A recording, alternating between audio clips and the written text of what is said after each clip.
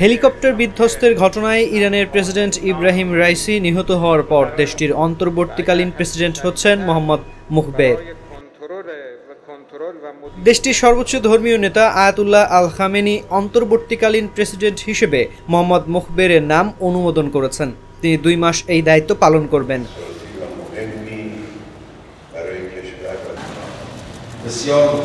ইরানের সংবিধান অনুযায়ী আগামী 50 দিনের মধ্যে প্রেসিডেন্ট নির্বাচন করতে হবে। এর আগে সোমবার সকালে প্রেসিডেন্ট ইব্রাহিম রাইসি এবং পররাষ্ট্রমন্ত্রী হোসেইন আমির আবদুল্লাহিয়ান সহ অন্যান্য আরোহীরা হেলিকপ্টার বিধ্বস্তের ঘটনায় নিহত হন।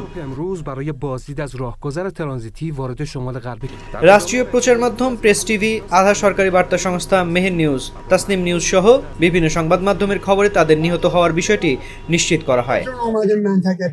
ইরানের এক কর্মকর্তার বরাত দিয়ে রয়টার্স জানায়, দুর্ঘটনায় হেলিকপ্টারটি সম্পূর্ণ পুড়ে গেছে। ওই কর্মকর্তা বলেন, প্রেসিডেন্ট রাইসিকে বহনকারী হেলিকপ্টারটি দুর্ঘটনায় সম্পূর্ণ পুড়ে গেছে। দুর্ভাগ্যবশত কোনো আরোহীরই বেঁচে থাকার কোনো সম্ভাবনা নেই। এর আগে উদ্ধারকারী দলের সদস্যরা জানান, প্রেসিডেন্ট রাইসিকে বহনকারী হেলিকপ্টারটির বিধ্বস্ত হওয়ার স্থানের খোঁজ পেয়েছেন তারা।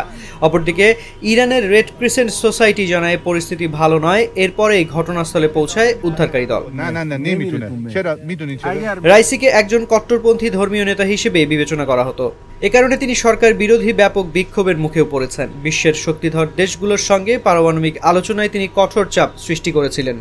2019 সালে সর্বোচ্চ নেতা তাকে বিচার বিভাগের প্রধানের শক্তিশালী পদে নিযুক্ত করেন। বিশেষজ্ঞদের অ্যাসেম্বলির ডেপুটি চেয়ারম্যান হিসেবেও নির্বাচিত হন রাইসি। ইরানে 88 সদস্যের এই বোর্ড দেশটির পরবর্তী সর্বোচ্চ নেতা নির্বাচন করে থাকে।